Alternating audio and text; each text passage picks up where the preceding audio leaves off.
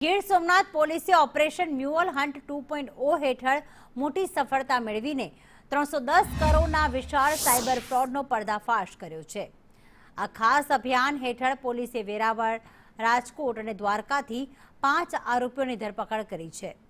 પકડાયેલા આરોપીઓ પર સાયબર ઠગોને પોતાના બેંક ખાતાઓ ભાડે આપવાનો ગંભીર આક્ષેપ છે કે જેમના બેંક ખાતાઓ મારફતે કરોડો રૂપિયાના ટ્રાન્ઝેક્શનનો મોટો ખુલાસો થયો। પોલીસ તપાસમાં આ ભાડે આપેલા ખાતાઓમાંથી 282 કરોડના શંકાસ્પદ વ્યવહારો સામે આવ્યા છે, જ્યારે અન્ય ખાતાઓમાં 37 કરોડની હેરફેર થઈ હોવાનું ખુલ્યું છે। દેશભરમાં નોંધાયેલી 290 જેટલી સાયબર ક્રાઇમની ફરિયાદોના તાર આ કૌભાંડ અને પકડાયેલા આરોપીઓ સાથે જોડાયેલા છે। હાલમાં પોલીસ આ આંતરરાજ્ય ગેંગના મૂળ સુધી પહોંચવા માટે બેંક ખાતાઓની વધુ બારીકાઈથી તપાસ કરી રહી છે।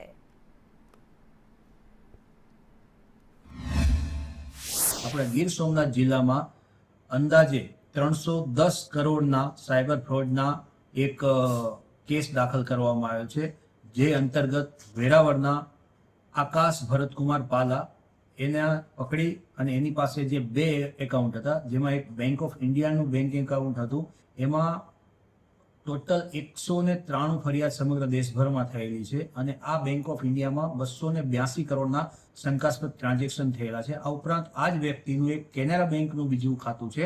આમાં ટોટલ 97 ફરિયાદો થયેલી છે અને 37 CRના શંકાસ્પદ ટ્રાન્ઝેક્શનો થયેલા છે। આમ આ બંને ખાતા ઉપર ટોટલ 290 ફરિયાદો થયેલી છે અને સમગ્ર રકમ 310 કરોડ રૂપિયા ઉપરની થઈ રહી છે।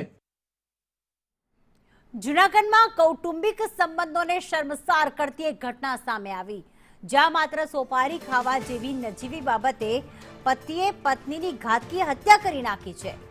મૃતક મહિલા જ્યોતિબેન સોલંકીએ સોપારી કેમ ખાધી તે મુદ્દે તેમના પતિ ભોલા સોલંકીએ તકરાર કરી અને ભારે ઝઘડો કર્યો હતો। આ વિવાદ એટલો વણસ્યો કે પતિએ જ્યોતિબેનને ઢોરમાર મારીને ગંભીર રીતે ઘાયલ કર્યા હતા। ત્યારબાદ ઘાયલ મહિલાને ગંભીર હાલતમાં સારવાર અર્થે રાજકોટ હોસ્પિટલ ખસેડવામાં આવ્યા હતા, જ્યાં સારવાર દરમિયાન જ્યોતિબેનનું કમકમાટીભર્યું મોત નીપજ્યું છે। રાજકોટમાં હાજર તેમના પરિવારજનોએ આ સમગ્ર આઘાતજનક આપવીથી મીડિયા સમક્ષ વર્ણવી હતી।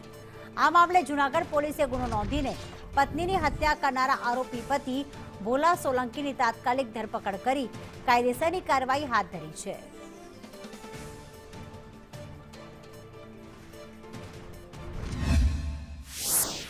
છોકરીએ હોપારી ખાધેલી હતી। છોકરી એમ દુકાનેથી હોપારી ખાઈને આવી હતી, તો એનો ઘરવાળો જોઈ ગયો કે હોપારી કેમ ખાધી કે અમારી સામે લાફો મારવાની કોશિશ કરી, તો હું બોલ્યો ત્યાં કે તમે આવીને આવી રીતે બાધોમાં અમે કીધું તમારા ઘરે વ્યવસ્થિત વ્યા જાઓ, બાંધવું નથી, તમે વ્યા જાઓ। મેં સમજાવીને બેને કાઢી મૂક્યા। તો એ લોકો ઘરે ગયા, ઘરે ગયા બદલ પછી એ લોકોએ શું કર્યું, મારી બેન હારે રાતના કે મારી છે, એને બહુ મારી છે, માર એવો માર્યો કે કોમામાં જતી રહી। અમારી માંગણી એ છે કે એને આજીવનને હળવા જોઈને એને રિમાન્ડ લેવાની અમારી માંગણી છે કે એની રિમાન્ડમાં લ્યો। એને પાવર બહુ છે, એને બહુ પાવર કરતા હતા પહેલેથી।